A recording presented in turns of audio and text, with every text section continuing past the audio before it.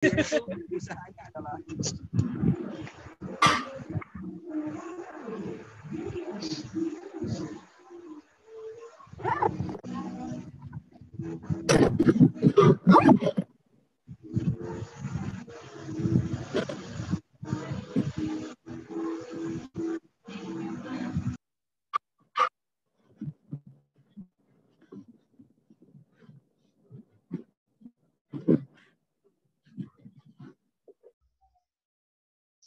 bahasan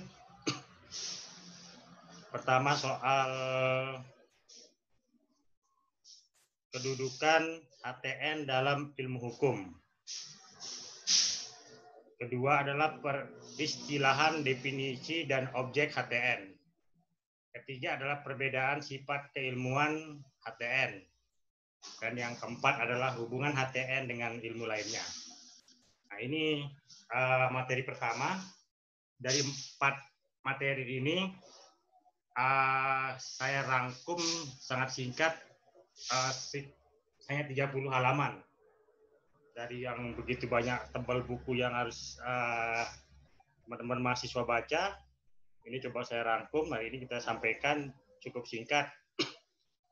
Nanti mungkin ada beberapa pertanyaan-pertanyaan hasil atau output dari membaca bukunya itu coba kita sama-sama saling share apa yang sudah dibaca dari buku Gimli, Profesor Gimli. Kedudukan HTN dalam ilmu hukum.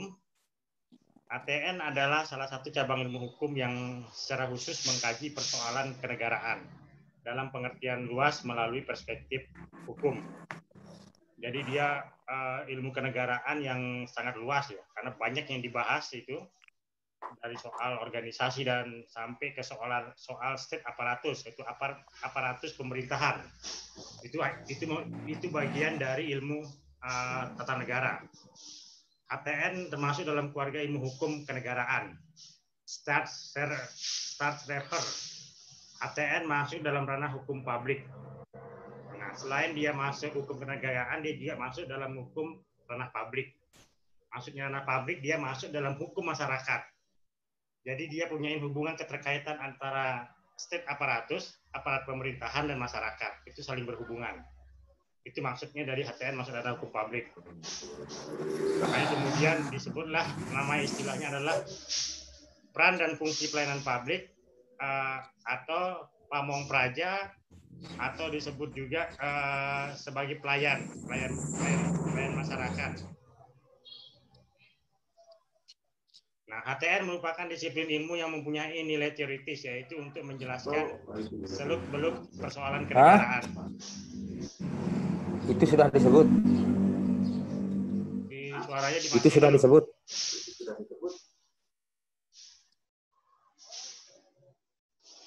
Nah, HTN merupakan disiplin ilmu yang mempunyai nilai teoritis, yaitu untuk menjelaskan seluk-beluk persoalan kenegaraan.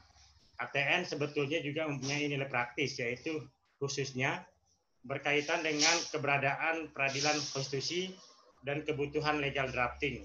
Jadi ada 2 ilmu praktis yang ada di hukum tata negara, yaitu hukum Mahkamah Konstitusi atau peradilan konstitusi, dan yang kedua adalah soal legal drafting, tata cara atau teknik penyusunan peraturan perundang-undangan.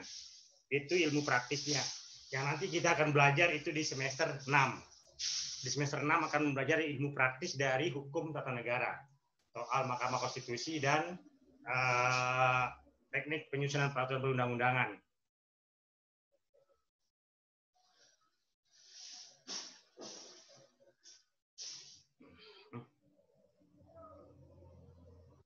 Nah, HTN merupakan disiplin ilmu yang mempunyai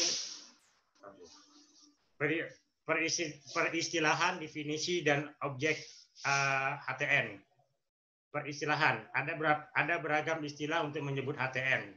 Dalam peristilahan HTN sebagai akibat perbedaan bahasa dalam perbedaan fokus ruang lingkup dan pembahasan HTN. Jadi banyak sekali istilah-istilah soal HTN ini. Para pakar HTN memiliki preferensi pilihan istilah untuk menyebut HTN. Pertama soal droit konstitusional, bahasa Prancisnya, Ditrito constituzionale bahasa Italinya, Stadtrecht bahasa Belanda dan Jerman, Verfassungsrecht bahasa Jerman sebagai lawan istilah Verwaltungsrecht, hukum administrasi negara. Constitutional law bahasa Inggris, itu istilah-istilahnya.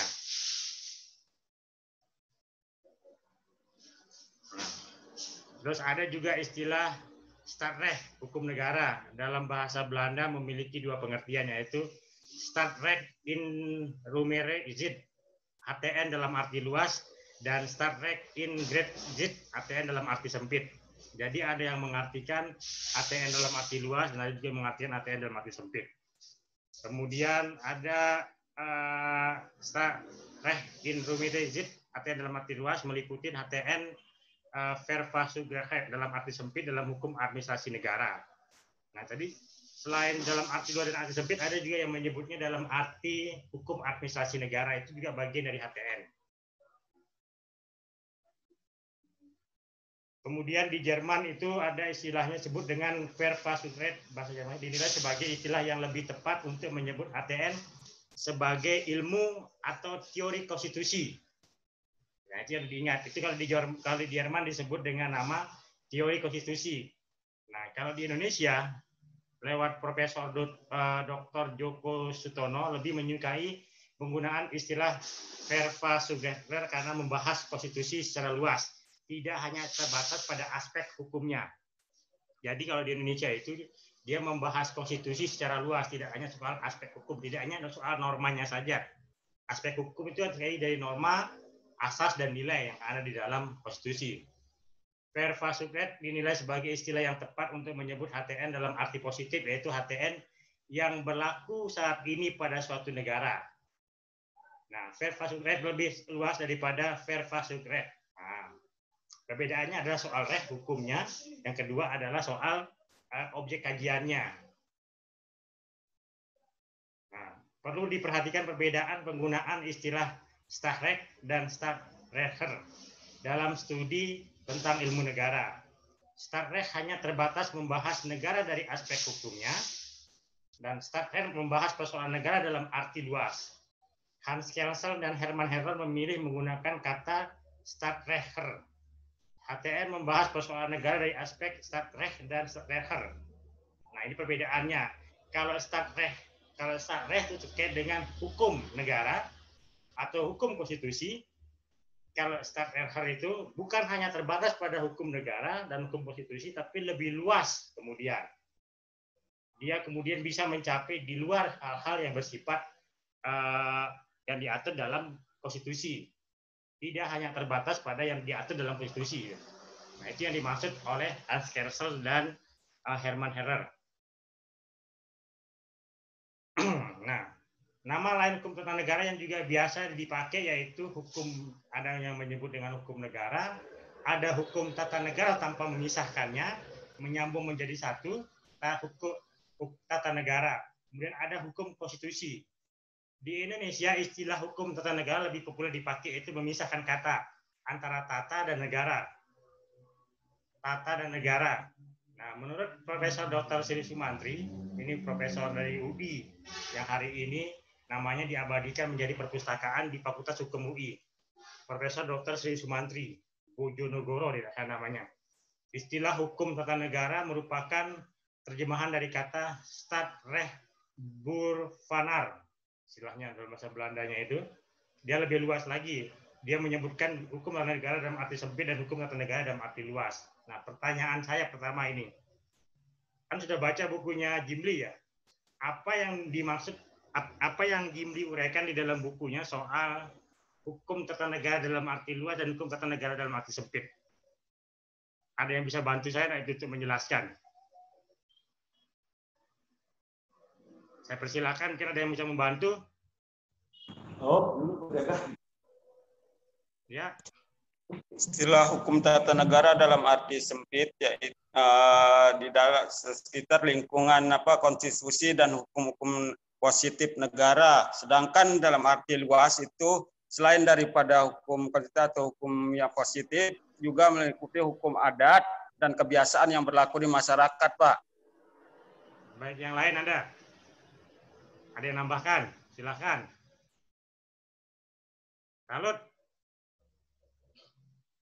Salut menambahkan, silakan. Ilman, ayo. Desi. Siapa lagi nih? Ada yang mau nambahkan lagi apa yang disampaikan temannya soal hukum negara dalam arti luas dan hukum tata negara dalam arti sempit? Saya ingin menambahkan, Pak. Ya, silakan. Dandi. Jadi hukum tata negara dalam arti luas itu bahwa hukum tata negara itu hukum yang mengatur bagaimana tingkah tingkah pola laku. Terus? Saya ulangi lagi, Pak.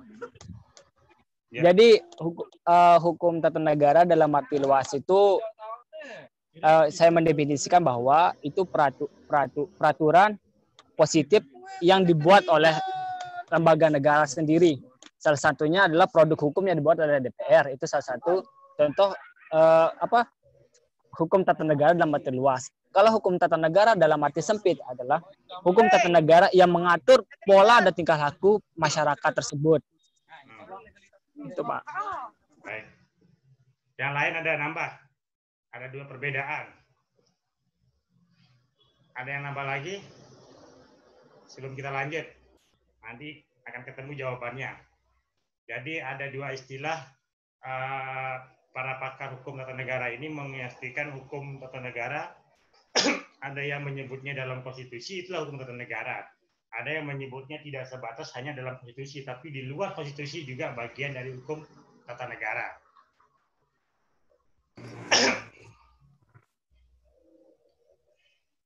Nah, istilah hukum konstitusi dipakai sebagai identik dengan HTN.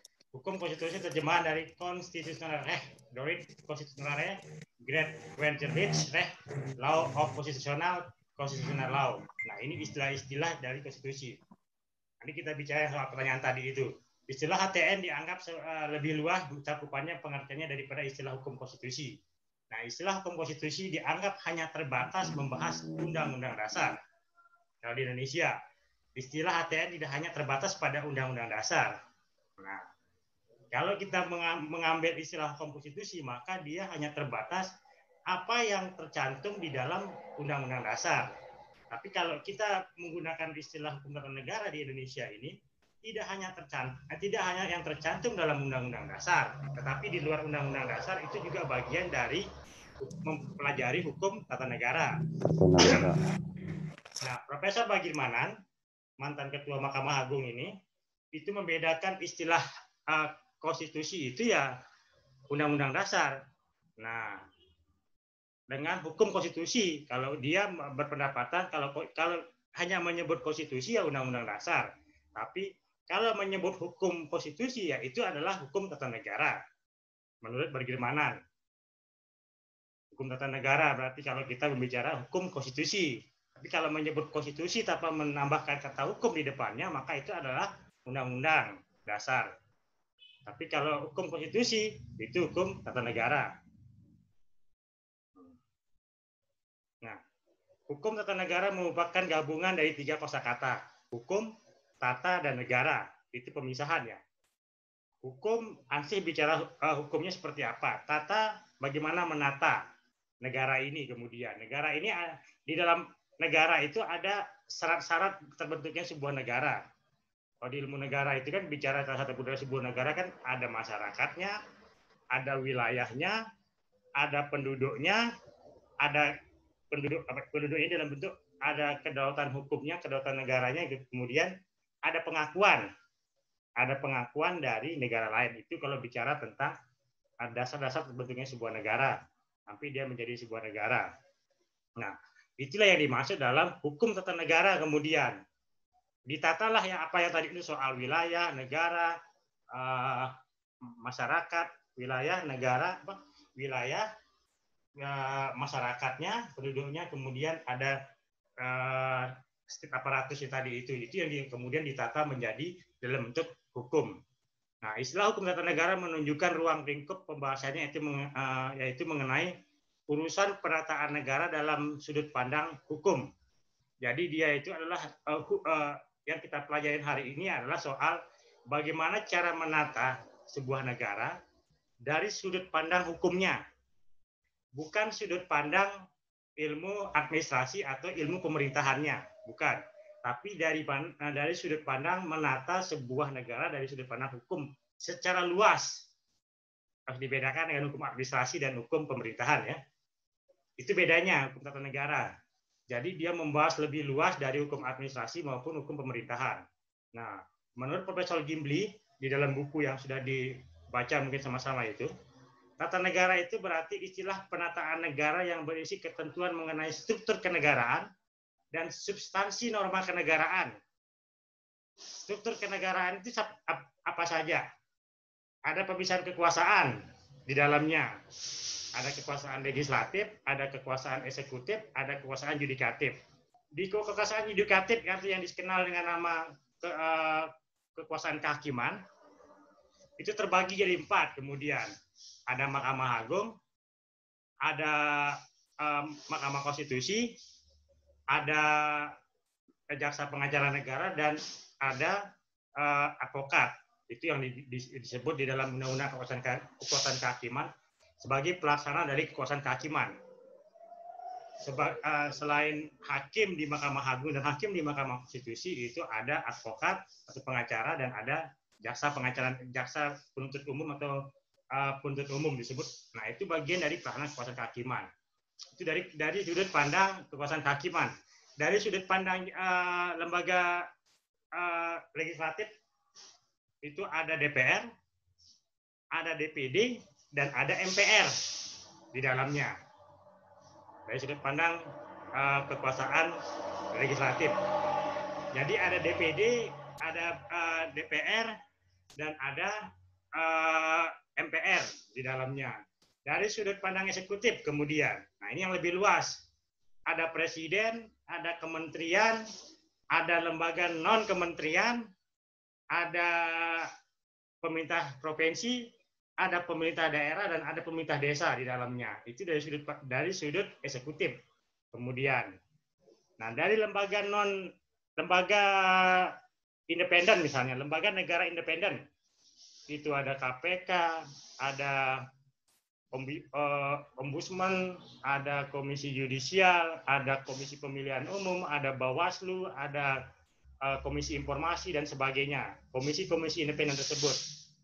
Nah, dari sudut lembaga perbankan, perekonomian, ada Bank Sentral, atau di dalam posisi disebut Bank Sentral, ya, bukan Bank Indonesia. Tapi kemudian implementasinya adalah Bank Indonesia.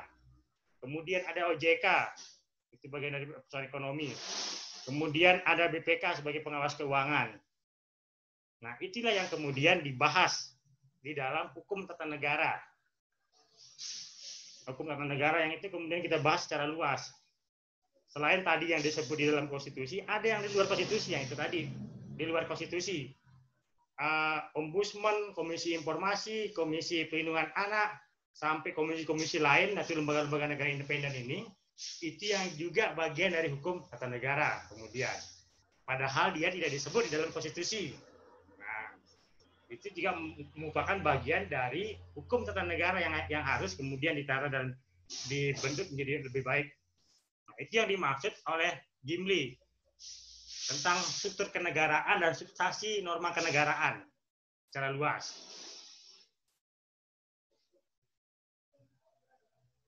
Nah, jadi menimbang ruang lingkup pembahasan dalam HTN, maka istilah yang mungkin lebih tepat adalah hukum negara.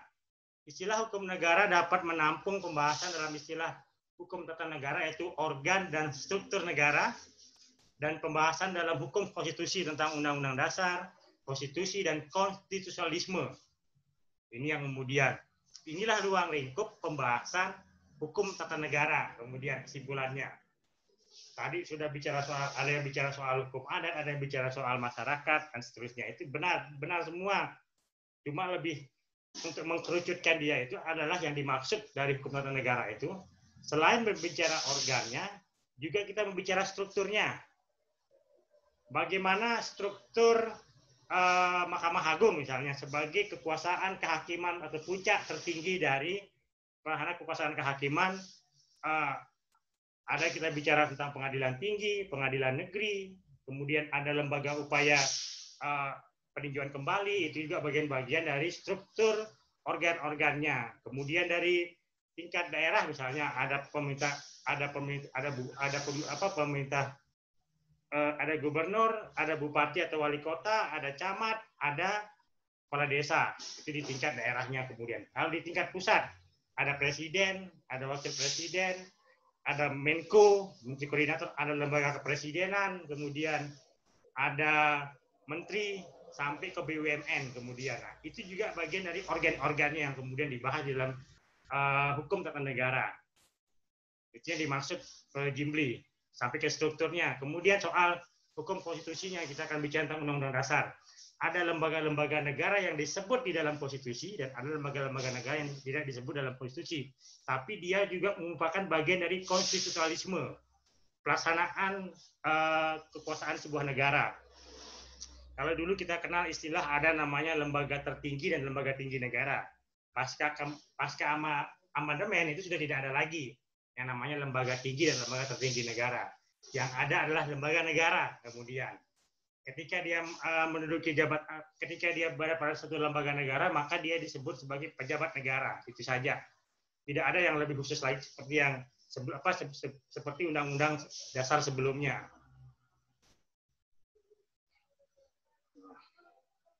Jadi ada banyak divisi HTN yang dikemukakan oleh para pakar HTN. Beragam definisi HTN muncul karena ada perbedaan tentang apa yang dianggap penting untuk merumuskan arti HTN. Perbedaan lingkup dan pandangan hidup, perbedaan sistem hukum yang berlaku dan perbedaan sejarah hukum. Nah, ini yang kemudian membentuk cara pandang tentang hukum tata negara. Kalau cara pandang yang sebelum-sebelumnya itu tepat, benar, ya tidak salah karena dia hidup di zamannya, hidup pada saat itu kemudian. Itu yang membentuk setiap pakar ini cara pandang tentang hukum tata negara berbeda-beda. Makanya tidak heran kemudian cara pandang Jimli Siddiqi adalah berbeda dengan yang lain karena dia hidup di tengah-tengah proses amandemen Undang-Undang 45 itu kemudian. Dia lahir pada saat proses setelah pasca reformasi amandemen, baru ada Jimli Siddiqi. Yang sebelumnya bagaimana ya? Dia hidup pada saat sebelum terjadi amandemen kemudian. Ya, jadi apa yang dikatakan itu tepat semuanya, tidak ada yang kemudian. Nah, perubahan-perubahan ini yang kemudian yang coba kita pelajari hari ini sampai selama 1 semester ini, dari sejak awal sampai dengan kondisi hari ini. Seperti tadi sudah saya jelaskan soal ada lembaga tinggi dan ada lembaga tertinggi. Kalau sebelum amandemen, lembaga tertinggi itu adalah MPR sebagai kekuasaan tertinggi di Indonesia pada pasca sebelum amandemen. Makanya presiden dan wakil presiden diangkat disebut mandataris MPR. Itu sebelum, tapi kalau hari pasca amandemen itu sudah tidak ada lagi yang namanya lembaga tertinggi dan lembaga tinggi negara. Kalau lembaga tinggi negara kan presiden, DPR, DPA dulu namanya Dewan Pertimbangan Agung, sampai utusan golongan itu lembaga-lembaga tinggi negara. Nah, itu yang dimaksud oleh Jimli. Tapi Jimli tidak membantah kemudian pendapat-pendapat pakar sebelumnya karena dia merumuskannya itu terkait soal lingkungannya atau keadaannya pada saat itu dengan kondisi hari ini itu berbeda. Kemudian pandangan hidupnya juga berbeda pada saat terdahulu dengan yang sekarang. Sistem hukum yang berlaku juga demikian. Kalau dulu kita kenal pemisahan sistem hukum common law dan civil law itu misalnya. Antara hukum Prancis dengan hukum Inggris. Itu berbeda. Tapi hari ini itu sudah tidak ada lagi perbedaan yang namanya sistem hukum common law maupun civil law. Nah, itu yang terjadi. Itu makanya disebut dengan sejarah cara pandang para pakar itu terkait dengan sistem hukum yang membuat dia juga berbeda. Kemudian soal perbedaan sejarah hukum. Nah, itu bagian terakhir sejarah hukum kemudian menentukan orang untuk tidak kembali masuk kepada sejarah jurang terdahulu. Jadi dia coba bagaimana membuat sebuah organ-organ negara yang lebih baik dari yang sebelumnya. Itu yang dimaksud definisi HTN. Makanya kemudian definisi HTN itu kalau Muhammad Kusnardi dan Harmaili Ibrahim mengumpulkan ini sebelum amandemen ya, sebelum amandemen dan sebelum ada penyatuan sistem hukum di dunia ini soal common law dan civil law yang bisa melebur menjadi satu. Itu ada 10 definisi hukum tata negara yang dikumpulkan oleh Muhammad Kusnardi dan Harmaili. Itu dari Christian Paul Solten, Fadepur sampai Kusumardi, Pujo Suwejo. Itu yang 10. Ini sebelum amandemen. Sebelum amandemen 45 atau sebelum globalisasi ini menyatukan semua negara dalam hal yang sempurna itu. Itu menurut Kusnardi. Tapi Kusnardi dan Harmaili Ibrahim menyimpulkan bahwa hampir semua definisi tersebut membicarakan tentang organisasi negara dan alat-alat kelengkapan negara, susunan, wewenang, dan hubungannya satu dengan yang lainnya. Itu semua pengertiannya begitu, definisinya begitu. Jadi dia hampir semua membicarakan soal organisasi dan alat kelengkapannya, susunannya, wewenangnya, dan hubungan satu dengan yang lainnya. Nah, Kusnardi dalam ini mengajukan definisinya. Jadi dia menyimpulkan dari 10 definisi tadi itu dia simpulkan menjadi satu. Sebagai sekumpulan peraturan hukum yang mengatur organisasi daripada negara, hubungan antar alat kelengkapan negara dalam arti vertikal dan horizontal, dalam arti hubungan ke atas dan ke bawah, atau hubungan ke samping, horizontal, antar lembaga negara, misalnya antar kementerian, itu hubungan ke samping. Kalau atas bawah ya ada hubungan kepala desa dengan bupati, camat dengan bupati, bupati dengan gubernur, gubernur dengan presiden. Itu hubungan horizontalnya, atas bawah. Kalau ke samping ya di antar lembaga itu, kemudian kementeriannya, atau di antar dinas-dinasnya. Dinas perintah dinas ini, nah itu diantar, disebut dengan hubungan vertikal. Nah, dan serta kedudukan warga negara dan hak asasinya. Itu juga dibahas tadi, betul, makanya kemudian ada menyatakan soal warga masyarakat dan seterusnya. Nah, itu berbicara soal kedudukan warga negara dan hak asasinya. Nah, sekarang Gimli. Saya minum sedikit. Nah, Gimli itu mengumpulkan 15 definisi HTN. Yang 10-nya itu sudah disebutkan yang tadi itu. Yang dikumpulkan oleh Muhammad Kusnardi dan Harmaili Ibrahim. Dan kemudian ia menambahkan 5 definisi HTN oleh Gimli. Yaitu pendapatnya Mark Ever, pendapatnya Michael T. Woolman, pendapatnya Hall Philip, Paul Jackson, dan Patricia Robert, pendapatnya Awe Bradley dan K.D. Ewing. Nah, pendapat-pendapat orang asing ini itu terkait dengan adanya organisasi-organisasi perkumpulan sebuah negara. Itu yang dia bahas. Misalnya OKI, Organisasi Islam Sedunia misalnya. Kemudian ada Uni Eropa. Kemudian ada Negara Persemakmuran Inggris. Ada ASEAN. Sampailah kepada kemudian selain yang ini ya, Gimli juga mengumpulkan soal bagaimana yang tadi Kusnardi sebut itu, dia mendefinisikan mengumpulkan menjadi satu. Makanya kemudian ada PBB dan seterusnya. Itu juga di bagian dari sebuah rangka dalam pembahasan soal bagaimana struktur kenegaraan hubungannya kemudian. Nah, makanya HTN itu menurut Gimli itu kemudian adalah salah satu cabang ilmu hukum, yaitu hukum kenegaraan yang masuk dalam domain hukum publik. Karena Gimli hampir sama dengan pendapat sebelumnya. Dia adalah hukum kenegaraan, tapi dalam domainnya adalah hukum publik. Hukum yang berlaku untuk semua orang kemudian. HTN tidak hanya mencakup kajian mengenai organ negara, fungsi dan mekanisme hubungan antar negara, tetapi juga mencakup soal mekanisme hubungan antara organ negara dengan warga masyarakat atau warga negaranya kemudian. Apa yang tersirat dari pernyataan Gimli ini? Jadi antara organ-organ negara dengan warga negara ini harus saling berhubungan. Makanya kita kenal yang namanya ada fungsi pelayanan publik itu tadi. Bagaimana organ negara ini melayani kebutuhan masyarakat. Ada hak, ada kewajiban. Ada kewajiban masyarakat dan ada hak yang harus diterima oleh masyarakat dari negara. Nah, itu yang dimaksud. Bukan hanya organ-organ ini berdiri sendiri. Makanya kembalilah ke definisi soal asal dasar terbentuknya sebuah negara. Jadi dia harus punya wilayah, punya pemimpin, dan punya masyarakat. Kemudian baru bisa terbentuk sebuah negara. Nah, ini masih pendapat Gimli. HTN tidak hanya merupakan hukum atau reh, atau hanya sebatas norma hukum tertulis (wet). Jadi dia bukan hanya sebatas hukum atau reh, hanya sebatas norma hukum yang tertulis (wet), tetapi juga adalah teori (reh). Sehingga arti HTN mencakup hukum konstitusi (verfassungsrecht) dan sekaligus teori konstitusi (verfassungsrecht). Nah, jadi dua-dua ini yang kemudian menurut Gimli. Jadi dia bukan hanya hukum konstitusi, tapi juga soal teori konstitusi di dalamnya.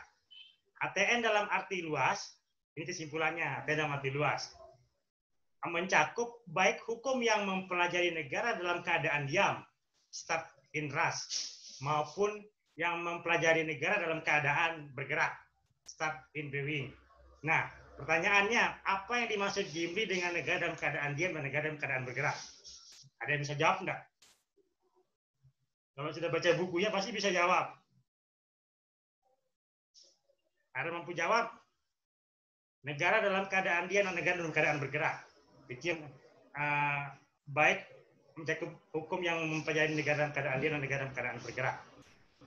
Ada yang bisa jawab? Ada, seingat saya itu tapi agak lupa ini Pak. Bukan ingat namanya kalau lupa. Apa pertanyaannya Pak? Ulang Pak. Apa yang Gimli maksud? Apa ini? Kan dia HTN dalam arti luas itu yaitu mencakup baik hukum yang mempelajari negara dalam keadaan diam, staat in rust, maupun yang mempelajari negara dalam keadaan bergerak. Nah, apa yang Gimli maksud dari dua pernyataan ini? Negara dalam keadaan diam dan negara dalam keadaan bergerak. Itu adalah bagian dari mempelajari hukum tata negara. Ada yang mampu jawab tidak? Apa yang Gimli maksud dengan soal negara dalam keadaan diam dan negara dalam keadaan bergerak? Kapan negara itu diam dan kapan negara itu bergerak? Apakah bisa negara diam? Apakah bisa negara bergerak? Itu kan pertanyaannya. Pernyataannya kan pernyataan dua. Berarti ada saatnya negara itu diam dan ada saatnya negara itu bergerak. Kapan itu? Nah. Ada yang jawab? Tidak ada.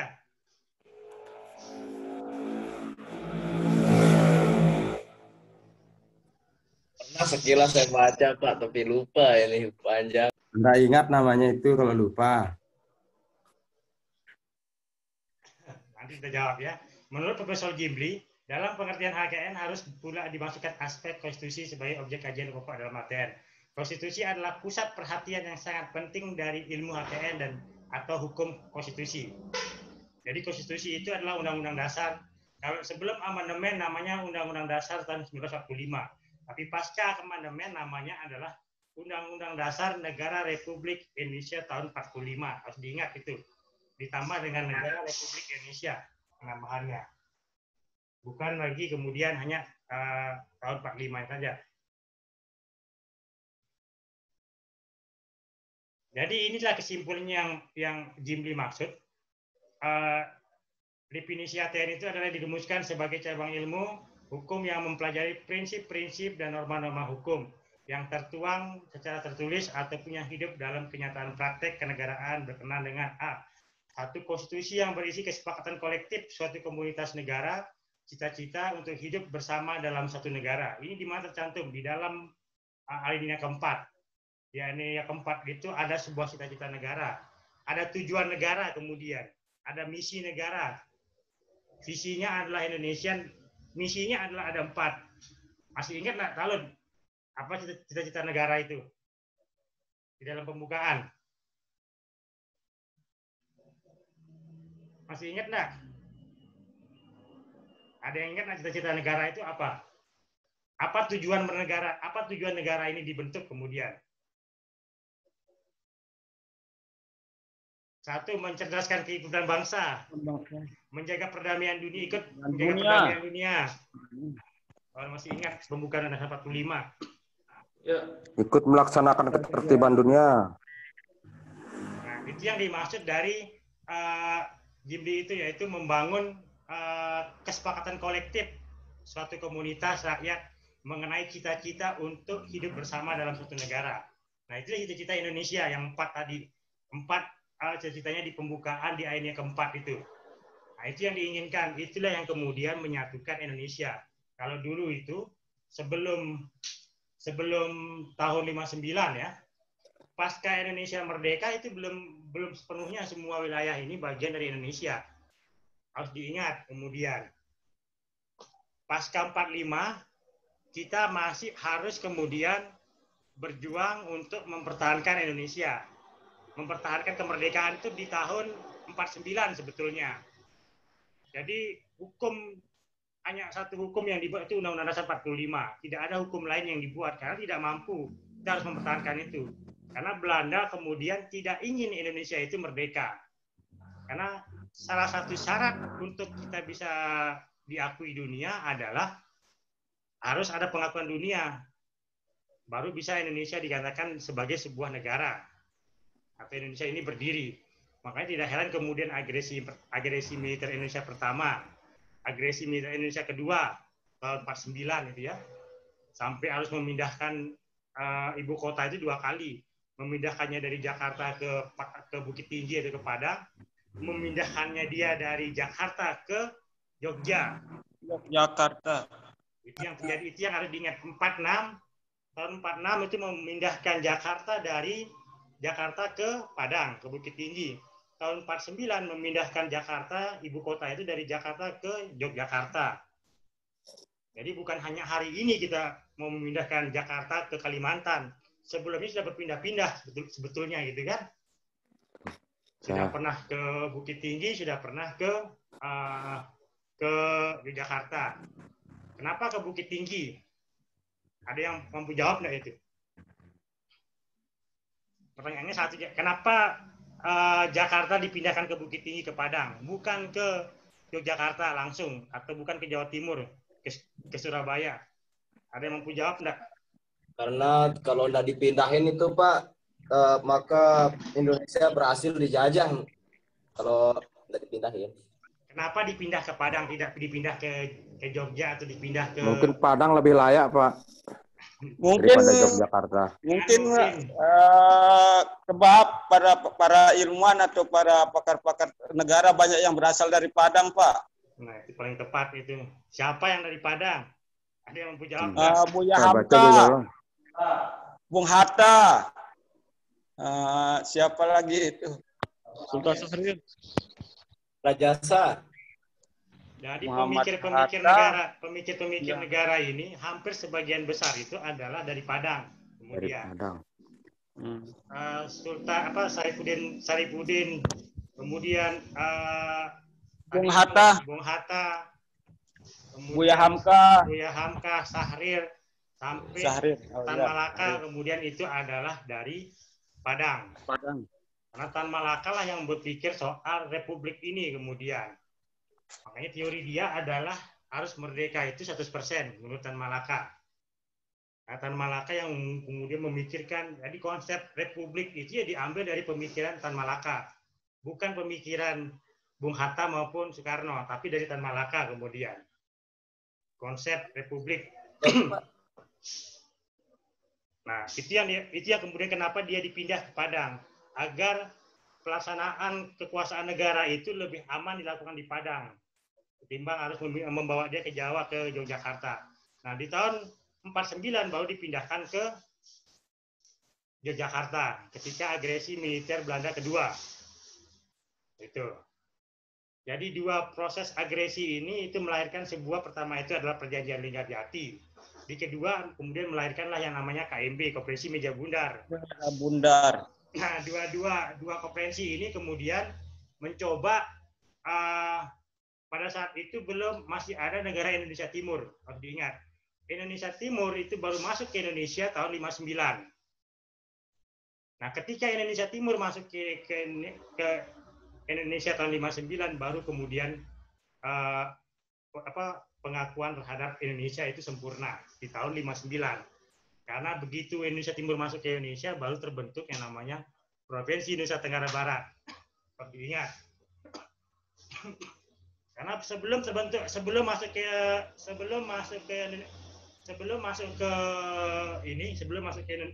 negara Indonesia Timur, sebelum masuk ke Indonesia, belum ada Provinsi Nusa Tenggara Barat. Harus diingat itu. Masih Sunda Kecil. Sunda Kecil itu adalah yang Bali dan Lombok. Sumbawa itu masuk ke daerah Nusa Tenggara Timur. Ibu kota negara Indonesia Timur itu ada di Sulawesi kemudian. Presidennya dari Sulawesi. Wakil presidennya dari Bali kemudian. Itu yang harus diingat sejarahnya.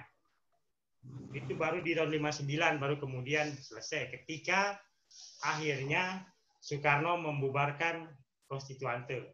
Kembali ke Undang-Undang Dasar 45. Baru kemudian mereka melebur semua. Nah dari situ baru kemudian negara yang pertama mengakui kedaulatan Indonesia adalah Afghanistan di tahun 59. Pasca meleburnya semua.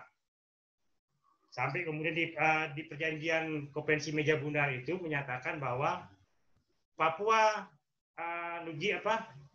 bagian barat adalah milik Indonesia.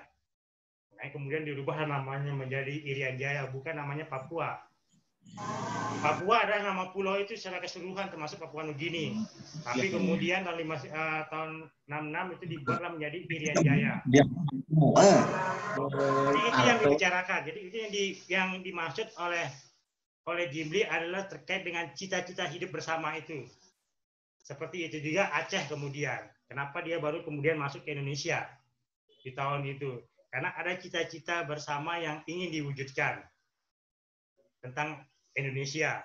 Itu pertama. Kemudian yang kedua adalah institusi negara beserta fungsi-fungsinya. Nah, institusi negara beserta fungsinya ini tadi ada tiga. Ada pemisahan kekuasaan. Ada pemisahan kekuasaan dalam arti ada legislatif, ada yudikatif, dan ada eksekutif. Nah, ini pemisahan kekuasaan ini. Nah, Nggak ada suaranya, Pak. Apa fungsi-fungsinya kemudian dari pemisahan kekuasaan ini?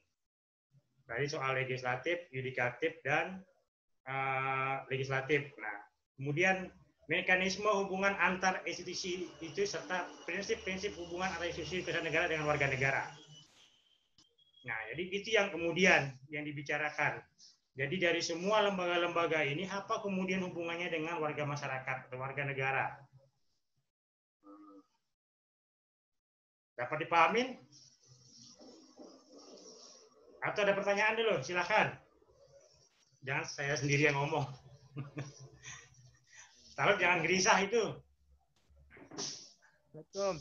Assalamualaikum, Pak. Waalaikumsalam. Bingung Pak sama. Oh iya. Zainal Abidin nih Pak, bertanya dikit. Ya, tanya. Terkait dengan sistem hukum kita di Indonesia kan menganut sistem campuran begitu. Nah, dalam konteks sistem campuran itu masuk dalam kategori juga sistem Eropa kontinental, kemudian sistem agama, kemudian hukum adat. Nah, yang sekarang lagi bulan-bulan yang kemarin itu lagi tren-trennya mau dirubah tentang Pancasila atau mau dipres dengan Ekasila, kemudian ada Trisila itu. Nah, dalam konteks ketika dia dirubah sebuah landasan negara kita atau konstitusi negara kita, apakah semuanya akan mengikuti proses itu mengalami perubahan secara keseluruhan? Kira-kira begitu, Pak. Nah, itu kan bicara Pancasila ya. Kalau kita bicara Pancasila, maka kita harus membongkar lagi perdebatan soal di tanggal 22 Juni ya. Tanggal 22 Juni, kemudian 1 Juli, dan di tanggal 18 Agustus. Itu 3 peristiwa yang tidak bisa dilepaskan. Karena peristiwa 22 Juni, disitulah pertama kalinya Soekarno bicara soal Ekasila tadi itu, atau Trisila itu, di 22 Juni. Di tanggal 1 Juli. Di tanggal 1 Juli, di tanggal 22 Juni itu, di situ para ahli-ahli pada founding father itu bicara soal Indonesia. ada yang bicara berdasarkan sukunya masing-masing, Jawa, Selebes, dan seterusnya, itu di tanggal 22 Juni. Di tanggal 1 Juli, Soekarno bicara tentang Pancasila itu. Trisila, satu sila, Trisila. Itu di tanggal 1 Juli. Nah, di tanggal 18 Agustus, baru kemudian muncullah yang namanya Pancasila. Kemudian. Karena sebelumnya itu, sebelum 18 Agustus itu ada namanya Piagam Jakarta. Kalau kita bongkar itu, maka akan memunculkan Piagam Jakarta baru kemudian. Nah, perdebatan itulah yang kemudian melahirkan kesepakatan soal Pancasila ini. Kalau kemudian ditarik mundur lagi, maka akan muncul yang namanya Piagam Jakarta. Soal bukan berketuhanannya Maha Esa, tapi bicara soal Islam, dan ininya adalah salah satu yang kemudian memunculkan pemberontakan ya, penolakan sebenarnya. PRRI atau Permesta itu bukan lahir dari bukan pemberontakan, tapi sebuah penolakan terhadap yang namanya tadi itu Ekasila, Trisila, dan seterusnya. Kemudian penolakan terhadap paham komunis dan seterusnya. Itu salah satunya, itu memunculkan Pemesta, DITII, itu bagian dari, kalau dia pemberontakan mungkin dia mungkin dia bukan lagi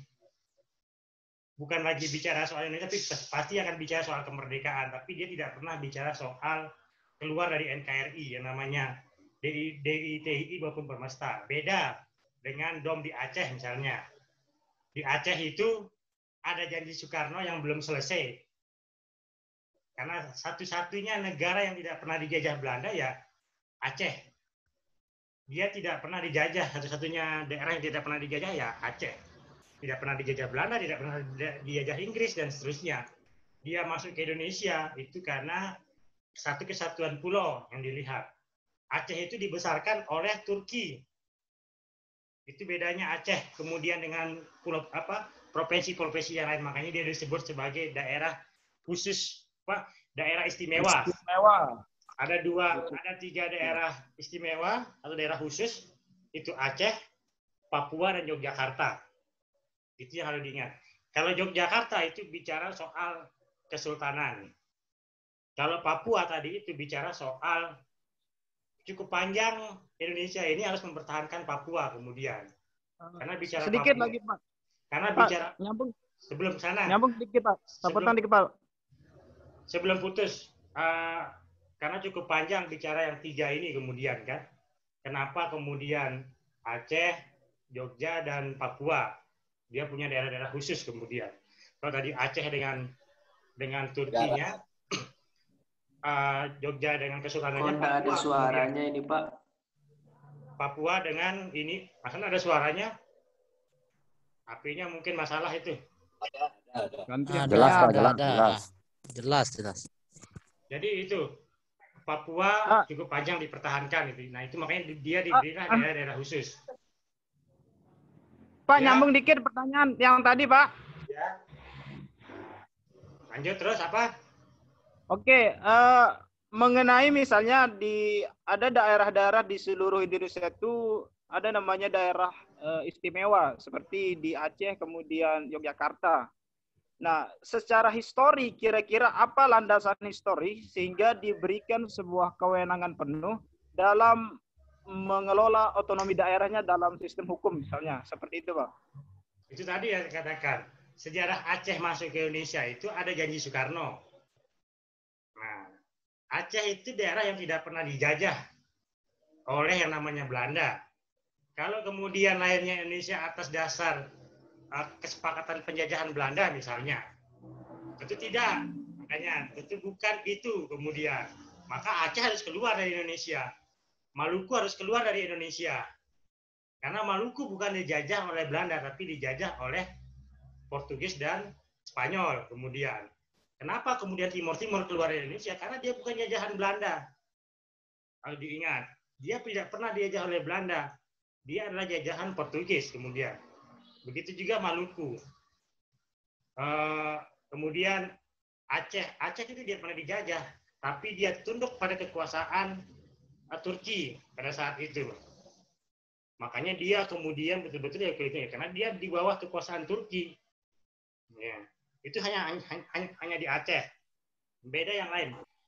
Kemudian kenapa Sumatera? Sumatera awalnya tidak pernah dijajah Belanda. Sumatera bagian barter kemudian antara Belanda dengan Inggris.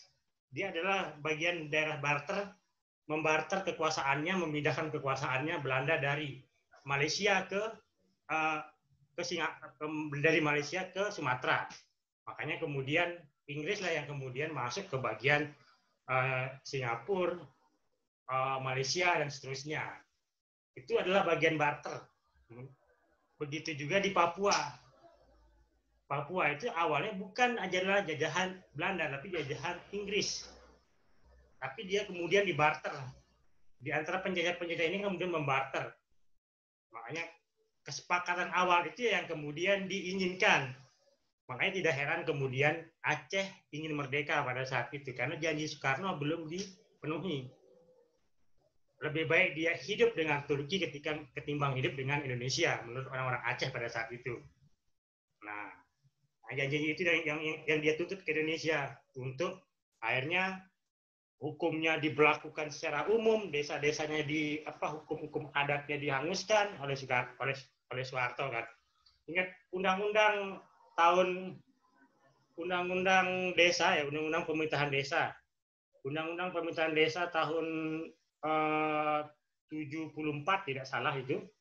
Tahun 74 itu yang pertama kali menghapuskan yang namanya hukum adat, desa adat dan seterusnya. Jadi menyeragamkan semua hukum yang berlaku untuk desa-desa di Indonesia. Disitulah peristiwa awalnya kemudian Aceh itu menuntut soal dia kan sangat ini soal hukum yang berlaku di Aceh adalah hukum Islam atau Kuanon istilahnya. Hukum Islam atau hukum Kuanonnya. Nah, itu yang kemudian mereka tuntut. Nah, kalau Papua kemudian sangat tidak ini ya soal penerapan hukum-hukum di Indonesia itu diberlakukan di Papua. Karena Papua itu menganut sistem kepala adat atau kepala suku. Itu yang kemudian di mereka itu dibuatlah menjadi daerah khusus di Papua. Karena dia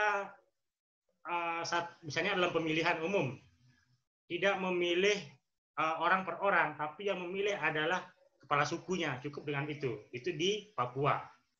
Nah, kalau di Yogyakarta itu terkait soal kesultanan. Kesultanan Jogja itu kalau terjadi pemilihan gubernur, maka Kesultanan Jogja tentu ada di bawah gubernur. Makanya dia tidak ada pemilihan gubernur di Yogyakarta. Jadi siapa yang menjadi sultan hari ini, ya dia akan menjadi gubernur seumur hidup sepanjang dia tidak meletakkan jabatan kesultanannya kepada generasi seterusnya. Begitu yang terjadi di Jogja. Jadi di Jogja itu tidak ada pemilihan gubernur. Kalau pemilihan bupati, wali kota ya ada di Jogja. Itu bedanya Jogja dengan daerah yang lain. Jadi istilahnya Mataram Islam ya. Kalau Mataram Hindu kan sebelumnya. Kalau Mataram Islam ya itu Jogja. Jogja sama Solo itu adalah satu kesultanan yang kemudian memisahkan diri. Tapi kalau di Solo tetap ada pemilihan wali kota Solo. Beda dengan Jogja. Sebagai orang tua, tertua di keturunan mereka itu. Karena hukum yang berlaku, karena tanah-tanah yang ada di Jogja itu adalah tanah-tanah milik sultan. Bukan milik pemerintah Indonesia. Itu bedanya. Walaupun di situ ada istana presiden, tetap istana itu adalah pembelian Sultan Hamengkubuwono II, tidak salah itu. Sultan Hamengkubuwono yang ke-8 pada saat agresi militer Belanda yang kedua tahun 49. Itu yang kemudian dibangunkan istana presiden untuk ibu kota Republik Indonesia tahun 49. Jadi itu perbedaannya. kalau Aceh dengan Turki dan hukum Islamnya, kalau Papua itu dengan ketua-ketua adatnya, kalau Jogja dengan kesultanannya. Itu yang kemudian mereka menjadi daerah-daerah istimewa. Nah, kalau Jakarta, daerah khusus ibu kota Jakarta. Karena dia adalah ibu kota, maka disebut daerah khusus ibu kota. Jadi dia tidak ada pemilihan wali kota. Ada cuma pemilihan gubernur. Itu kalau di Jogja, kalau di Jakarta. Jadi tidak ada, kalau wali kotanya ada, wali kota Jakarta Barat, wali kota Jakarta Timur, itu ada. Tapi sistemnya adalah ditunjuk oleh gubernur. Karena dia daerah khusus ibu kota. Begitu pemilihan wali kota tidak ada. Nah, begitu. Bagaimana pertanyaan apa tadi itu? Cukup puas dengan jawabannya? Zainal, bagaimana? Ya. Paham ya? Boleh sambung dikit, Pak? Ya. Sambung deh. Mengenai perdanya, misalnya kalau di daerah Yogyakarta itu kan gubernurnya tidak dipilih secara demokrasi, tetapi dalam konteks kabupatennya itu dipilih secara demokrasi. Nah, sekira dalam konteks peraturan daerahnya, apakah dia mengikuti peraturan di wilayah kesultanannya atau tetap mengikuti hierarki perundang-undangan? Tetap mengikuti hierarki perundang-undangan. DPR provinsinya ada di Yogyakarta, tetap pemilihan DPR. DPR tetap, tapi gubernurnya atau eksekutifnya adalah sultan. Bukan siapa yang menjadi sultan itu akan menjadi gubernur tanpa proses pemilihan. Tapi kalau pemilihan legislatifnya DPR provinsinya tetap 5 tahun sekali berlaku. Nah, soal perda-perdanya tetap perda-perda, banyakan itu perda-perda yang terkait soal pajak, retribusi, pelayanan ke masyarakat. Tapi kalau perda-perda yang mengurusin masalah-masalah tanah, itu tidak bisa dilakukan. Karena itu tanah-tanah milik sultan kemudian. Tanah-tanah milik Kesultanan Yogyakarta. Nah, misalnya, berapa kampus yang di Jogja itu ya kampus dari sultan, kemudian dia nyewa ke sultan dan seterusnya. Bayarnya ke sultan. Jadi, pajak dan retribusi yang diterima dari masyarakat yang di luar lokasi tanah milik sultan, yaitu masuklah menjadi pendapatan daerah khusus daerah Yogyakarta. Tapi yang ada bagian dari tanah sultan yang masuk ke bagian milik kekayaan keraton kemudian keraton Kesultanan Yogyakarta. Itu dia pemisahannya di daerah khusus Yogyakarta. Makanya cukup, memang dia kota terpelajar ya. Kota pelajar dia di Yogyakarta, tapi itu cukup sulit untuk merubah frame berpikir atau peninggalan karena dia peninggalan kerajaan terakhir itu ya Jogja dan Solo. Di luar itu ya sudah tidak ada itu kan. Karena sejak tahun 74 itu merubah semua karena mungkin maksudnya Soeharto adalah kalau tidak dirubah undang-undang desa itu, undang-undang pemerintahan desa namanya, mungkin masih banyak hidup nilai-nilai masyarakat adat. Nah, itu maksudnya dirubahlah undang-undang desa itu yang kemudian merubah struktur pemerintahan desa. Kalau hari ini banyak orang berdebat soal tanah pecatu dan seterusnya, itu sebelumnya sudah ada. Nah, hari ini kemudian dimunculkan lagi cukup lama untuk coba memunculkan yang namanya, karena frame 74 sampai dengan hari ini cukup panjang perubahan soal desa ini. Makanya kalau bicara desa ya di situ kemudian pemerintahan Indonesia itu ya di situ diawali dari desa. Atau sistem top down ya, sistem atas ke bawah yang kemudian merubah ini semua. Jadi itu. Saya lanjutkan ya. Iya Pak, lanjut Pak. Objek HTN. Objek HTN itu negara, khususnya mengkaji soal aspek hukum yang membentuk dan dibentuk oleh organisasi negara. Jadi ada aspek hukum yang membentuknya. Yang membentuk aspek hukum ini adalah legislatif dan eksekutif. Fungsi legislasi ada di DPR. Kemudian fungsi ininya juga ada di eksekutif. Nah, ini yang membentuk dan dibentuk oleh organisasi negara. Jadi setelah undang-undang dibentuk, undang-undang ya, dibentuk oleh DPR atau eksekutif, ada organisasi negara membentuk undang-undang. Nah, itu tadi ada menteri, ada gubernur dan seterusnya membentuk peraturan gubernur, peraturan peraturan bupati dan seterusnya. Nah, HTN lebih mengutamakan norma hukum konstitusi yang umumnya terdapat dalam naskah Undang-Undang Dasar. Sehingga konstitusi merupakan objek HTN. Jadi konstitusi adalah salah satu objek HTN. Nah, perbedaan sifat keilmuan HTN. HTN formil dan HTN material.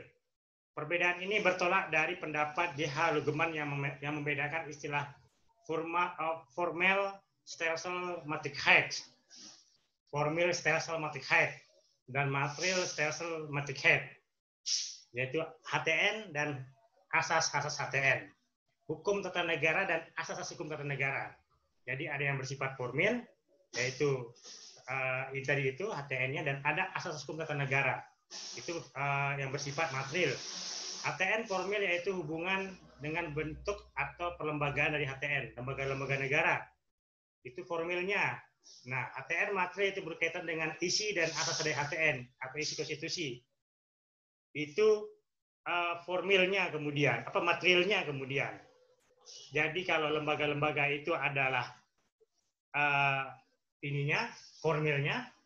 Kalau materialnya adalah isi dan asas-asas HTN itu adalah materialnya.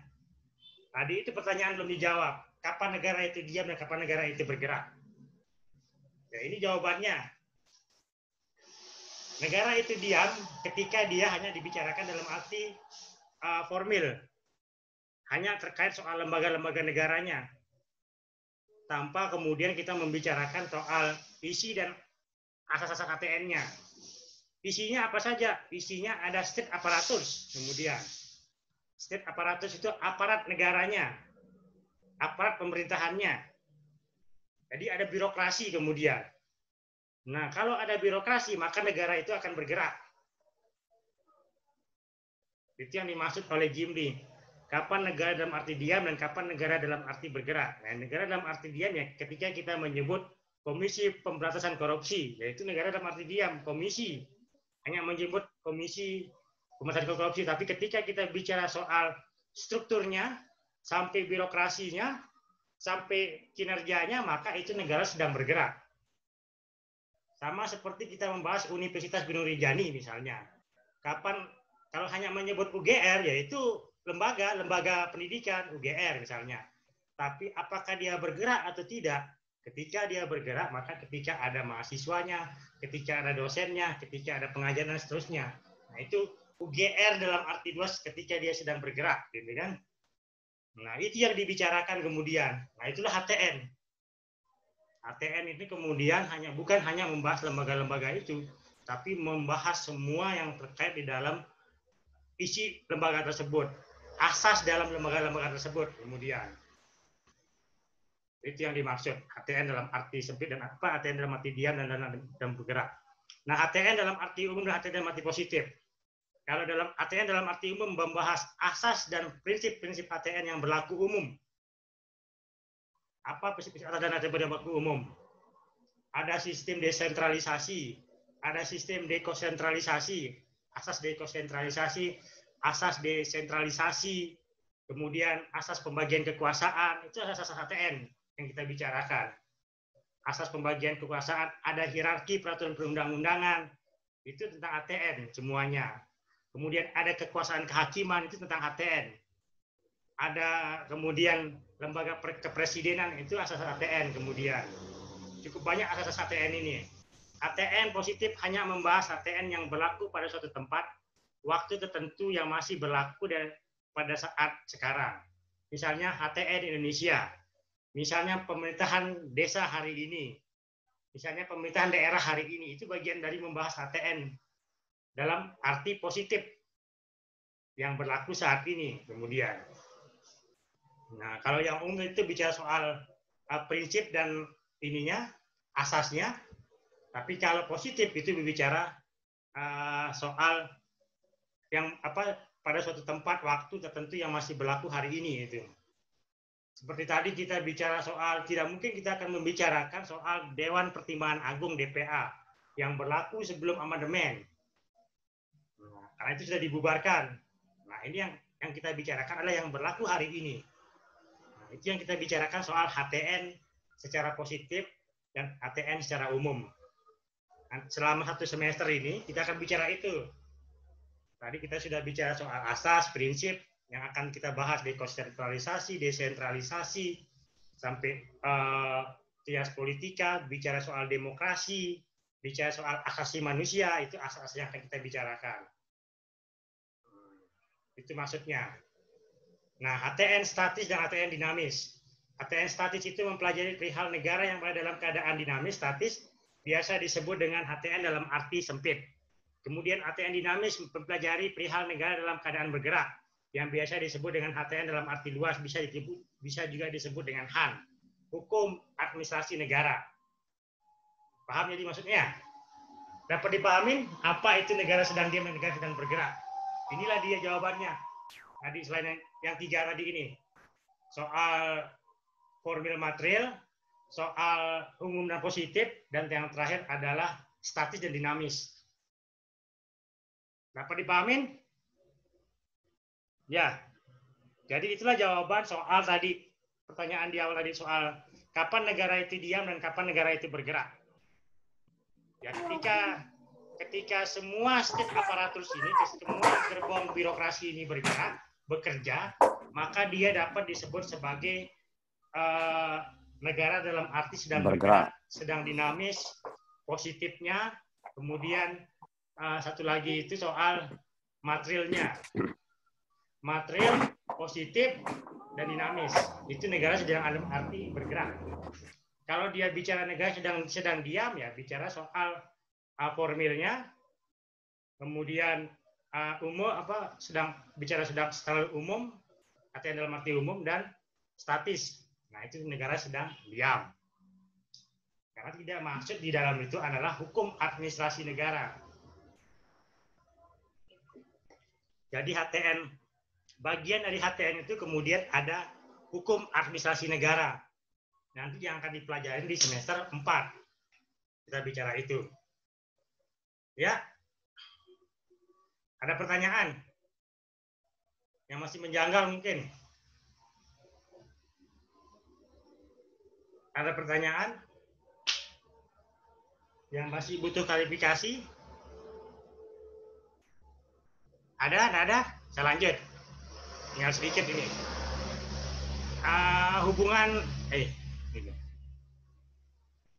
Hubungan HTN dengan ilmu lain. Dilihat dari ruang lingkup studi dan objek studi, HTN, hubungan terdekat HTN itu yaitu terutama dengan hukum administrasi negara dan ilmu politik. Kenapa ilmu politik? Kenapa hukum administrasi negara? Ini sudah jelas. Ilmu politik terkait dengan terbentuknya negara, terkait dengan undang-undangnya, terkait dengan pembentukan peraturan undang-undang, itu diajar dari soal ilmu politik, soal pembentukan peraturan undang-undang dan seterusnya. Nah, hukum administrasi negara terkait dengan state aparatus tadi, birokrasi ini, mengatur birokrasi, mengatur masyarakat dan seterusnya, itu hubungan dari hukum administrasi negara. Namun tidak tertutup kemungkinan HTN terbangun hubungan dengan ilmu-ilmu lainnya. Pertama yaitu ilmu negara. HTN dengan ilmu negara membangun soal ilmu negara itu menyelidiki asas-asas pokok dan pengertian-pengertian pokok tentang negara. Ilmu negara tidak memiliki nilai praktis tetapi bernilai teoritis, ilmiah yang bermanfaat bagi HTN. Dia tidak ada nilai praktisnya di ilmu negara. Ilmu HTN, ilmu negara adalah ilmu teori. Teori terbentuknya negara, teori bekerjanya negara, dan teori bubarnya negara. Itu teorinya di dalam ilmu negara. Jadi kita tidak bicara soal nilai praktisnya seperti apa. Tapi nilai praktisnya itu ada di hukum administrasi negara nanti. Sama hukum tata negara ini. Nanti kita akan bicara panjang, gitu kan. Kemudian ilmu negara merupakan ilmu pengetahuan pengantar untuk mempelajari HTN. Makanya dia kenapa dulu itu harus lulus dengan nilai C, karena dia pengantar, kita harus paham soal negara. Saat mempelajari HTN, tidak perlu lagi mempelajari pengetahuan dasar tentang negara yang telah dibahas oleh ilmu negara. Jadi hubungan HTN dan ilmu politik. menurut Profesor Barets, ATN diumpamakan sebagai kerangka tubuh dan ilmu politik diumpamakan sebagai daging yang membalutnya. Jadi HTN memerlukan ilmu politik untuk memahami apa yang ada di balik daging yang membalut kerangka tulang belulang. Jadi ada tulang kita di dalam ini itu adalah HTN. Kemudian daging dan kulit yang membalutnya ini itu adalah ilmu politik. Nah, ilmu politik mempelajari gejala kekuasaan yang berlangsung dalam kehidupan masyarakat. Hukum adalah produk keputusan politik, itu hukum. Dia adalah pasti produk keputusan politik. Begitu pula dengan aspek normatif dan regulatifnya. Dari HTN adalah produk keputusan politik. Keputusan politik banyak mempengaruhi HTN. Perlu diingat itu. Jadi, produk-produk ini semuanya dilahirkan dari keputusan politik. Makanya kemudian bagaimana cara mengawasi keputusan politik ini? Makanya ada Mahkamah Konstitusi. Hanya Mahkamah Konstitusi yang boleh menganalogikan, menginterpretasikan itu soal konstitusi. Di luar itu tidak boleh ada yang menginterpretasikan soal konstitusi. Hanya Mahkamah Konstitusi yang boleh, karena dia adalah pengawal konstitusi. Pengawal konstitusi itu siapa ya? Mahkamah Konstitusi. Di situ makanya kemudian produk-produk politik itu diuji di Mahkamah Konstitusi sebagai pengawal konstitusi. Itu maksudnya. Menguji keputusan politik dan seterusnya. Lanjut. Hubungan HTN dengan Han. Ada yang berpendapat antara HTN dan Han terdapat perbedaan prinsip keilmuan baik mengenai sistematika maupun isinya. Nah, ada juga yang berpendapat antara HTN dan Han tidak terdapat perbedaan prinsipil, melainkan hanya perbedaan pembagian kerja untuk manfaat praktisnya saja. Han adalah HTN dalam arti luas. HTN membutuhkan Han untuk memahami aspek teknis dari penerapan HTN, pelaksanaan tugas dan fungsi organ-organ negara dan para pejabat negara. Itu fungsi Han. Tapi dia lebih praktis kemudian. Berbicara dengan Han itu berbicara lebih praktis soal tadi itu, soal tugas, fungsi, organ dan pejabat-pejabat negaranya. Dia lebih detail untuk membahas itu. Nah, di HTN ini tidak akan detail membahas soal itu kemudian. Tidak akan membahas seperti ini caranya dan seterusnya. Itu nanti di Han. Itu ya gambaran pokoknya yang kita mau sampaikan. Agar nanti objek kajian kita ini tegas gitu. Tidak melebar yang nanti itu dibahas di Han. ATN dalam hukum internasional publik. ATN dalam hukum internasional publik sama-sama membahas tentang organisasi negara. Itu tadi yang kita bicara soal ASEAN, PBB, Uni Eropa, dan seterusnya. Nah, disinilah kita akan membahas. ATN hanya mempelajari negara dalam struktur internalnya, sedangkan hukum internasional publik mempelajari hubungan hukum antar negara secara eksternal. Soal tadi ASEAN, OKI, dan seterusnya. WTO, dan seterusnya. Kita akan bicara itu nanti. Hubungan hukum internasional berguna bagi HTN untuk memahami aspek eksternal dari negara. Jadi nanti ada aspek internal, eksternal yang mempengaruhi negara dalam bentuk traktat, perjanjian internasional. Jadi perjanjian internasional yang disepakati itu harus diturunkan menjadi sebuah undang-undang. Itu hasil dari kesepakatan internasional. Nah, ini yang kita bahas di sini, di soal HTN dalam hukum internasional publik. Jadi itu sumber rujukan. Jim Liasidiki di buku jilid pertama. Masuk Pak, masuk. Ya, ada pertanyaan? Masuk dikit Pak. Ya. Terkait dengan hubungan negara yang satu dengan negara yang lain itu kan mencakup tentang hubungan bilateral atau multilateral. Nah, dalam konteks kita di Indonesia misalnya ada sebuah proyek besar yang dilakukan oleh negara luar kemudian itu dimanfaatkan di negara kita. Contoh kasus kayak di Newmont gitu. Ya. Kayak di Newmont yang sampai sekarang itu apakah tidak bisa diputuskan secara kekuasaan politik atau bagaimana? Kira-kira bagaimana solusinya gitu? Kalau kan sebelum terbentuk Indonesia atau sebelum kemudian banyak itu kemudian kelemahannya. Kalau bicara Newmont ya, kalau Newmont kan sudah tidak ada Newmont. Newmont sudah hengkang karena Newmont tidak mampu membangun semester, gitu kan. Karena yang ada hari ini adalah bukan Newmont, tapi punya Indonesia. Yang masih itu adalah Freeport. Itu ada di Freeport. Karena Freeport lahir, makanya kalau kita bicara di hukum agraria, kalau kita bicara di hukum agraria, ya, kalau di hukum agraria maupun hukum sumber daya ini, jadi produk yang dibuat oleh Soeharto pertama kali itu ketika dia naik itu adalah Undang-Undang Minerba dan Undang-Undang PMA. Itu produk undang-undang pertama kali yang dibuka oleh Soeharto kemudian. Kalau yang dibuat Soekarno adalah UPA yang hari ini sudah umurnya 60 tahun. Nah, di UPA.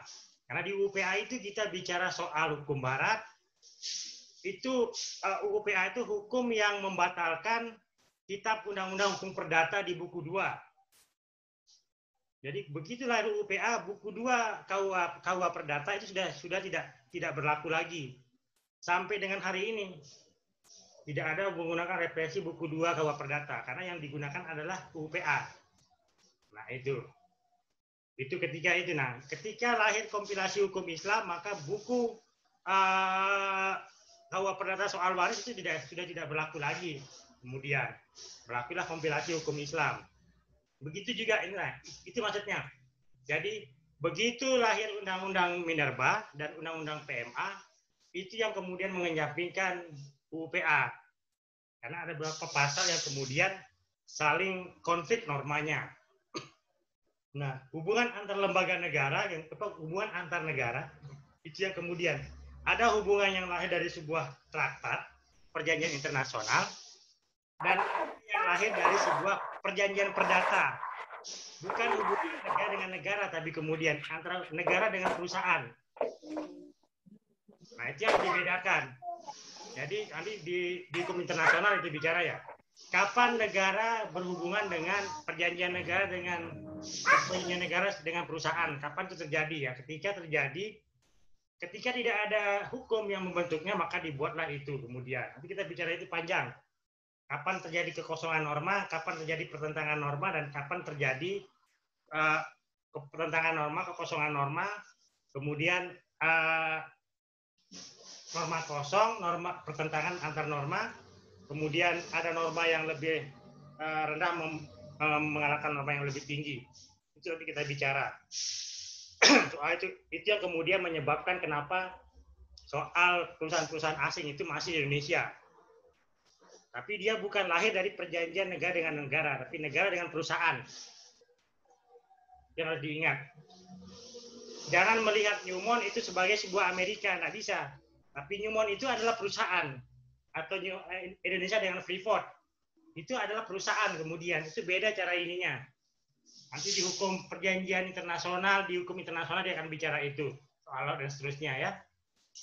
Yang lain ada pertanyaan?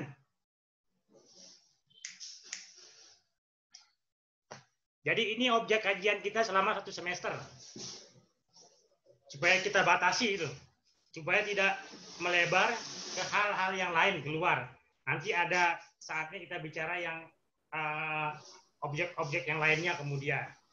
Tapi ini kita bicara ini supaya tuntas dan selesai dari selama 1 semester.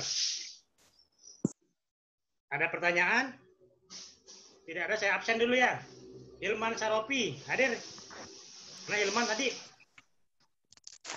Ilman? Berarti sudah rekaman. Sudah rekaman juga. Mana Ilman? Ya Pak, ya Pak. Desi Yusnia Wardani, mana Desi? Hadir Pak. Kan dulu. Ada jemput Bunda. Cynthia Karna Blandari, Cynthia mana? Hadir Pak, hadir Pak, hadir. Hadi. Hadir Pak. Hairul Rozikin.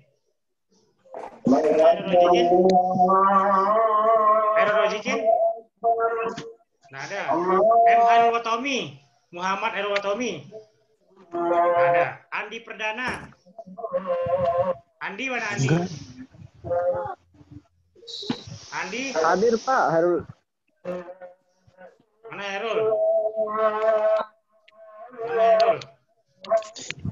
Sopo. Mana Herul? Ini Pak. Ada ya Pak. Sholat. Mana dia? Deki Pratama hadir. Diki. Mana dia? Andi Perdana, Andi. Matiin volumenya dulu, nanti yang saya panggil aja. Ya Pak. Orang azan, Pak. Dia makanya dimatiin. Supaya nggak ribut sampai telinga nggak bisa kedengeran nanti. Yang dipanggil aja nanti nyaut ya. Ya.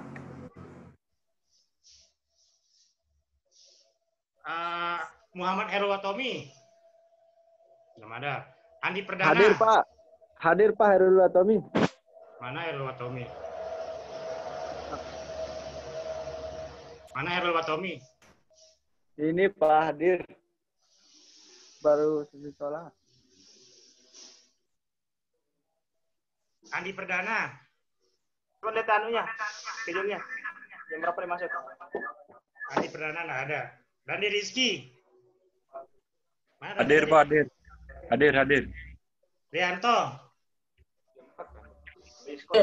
Hadir Pak. Bukui. Mana Rianto?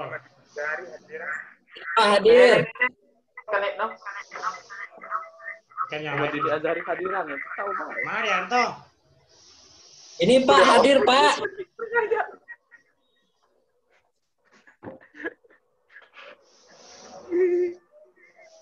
Rianto. Erwin. Hadir Pak. Erwin ada. Hasan Asari. Hasan mana Hasan? Ada. Hadir Pak. Belum? Hasan mana? Hadir. Hasan Asari. Hasanuddin? Nggak ada. Ya, Ali Aldi. Hadir Pak. Hadir Pak, ya Ali hadir. Muhammad Dini Azhari hadir Pak. Bentar satu-satu. Ini udah kedengeran. Ya Ali Aldi hadir Pak. Suara Bapak dosen nggak jelas. Makanya jangan ribut semua, nggak kedengeran. Jangan dihidupin dulu ininya, di mute. Yang dipanggil aja yang buka. Andi Wardana. Nggak ada. Andi Wardana nggak ada. Talut, mana Talut? Fatul Amin. Hadir. Muhammad Dini Azri. Hadir. Mana Dini? Hadir Pak. Mana dia?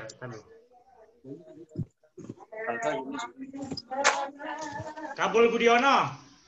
Hadir Pak, hadir. Neti Yulia Zaharni. Hadir Pak, hadir. Haris Sandi. AM Paris Sandi. Ada. Rahmatul Azizi. Hadir. Hadir. Okta Priandi. Mana Okta Priandi? Hadir. Satu Rizal. Nomor satu Rizal mana? Hadir. Lalu Indra Buana. Di depan. Hadir. Zainal Abidin. Hadir. Zainal Abidin hadir. Diki Pratama Priyadi. Hadir Pak, hadir.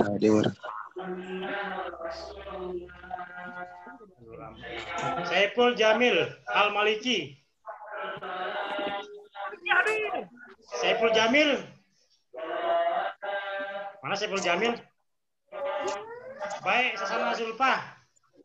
Baik, Sajana. Mana baik ini? Izin dia Pak. Terlalu tekstual Bang. Izin kemana? Dia LK1 HMI. Kan bisa buka dari sana. Udah ada surat izinnya Pak. Dia pelatihan atau dia panitia? Latihan Pak. Latihan Pak. Sudah semester 3 masih baru pelatihan. Nggak bisa dia masuk karena dia Pak. Dalam forum. Saya siapa tadi? Andi mana? Andi tadi. Andi kelihatan. Hadir. Andi mana Andi tadi? Andi Perdana. Hernanda, Pak. Hernanda. Ada yang belum dipanggil? Saya, Pak. Deanto hadir sudah. Siapa? Ropi Aswari. Ropi. Ada Ropi kayaknya. Belum isi KRS ya? Ya, belum. Isi KRS dulu baru kelihatan. Oh, ya, Pak. Besok. Cepetan ngisi, nanti dikunci. Nggak bisa ngisi terus. Oh, iya, Pak. Jangan dilalaikan. Udah nanti. Siap, Pak, siap. Kan hari ini isi hari ini buka, kalau sudah bayar kebuka cepetan. Buka dia, Pak, sampai jam berapa? Sudah bayar belum? Sudah. Belum, Pak. Ini mau bayar sekarang biar ngisi KRS kalian. Ya, pergi di kampus dah itu dulu. Biar cepat. Sampai jam berapa, Pak? Nggak tahu di kampus jam berapa dia tutup. Ke kampus dah.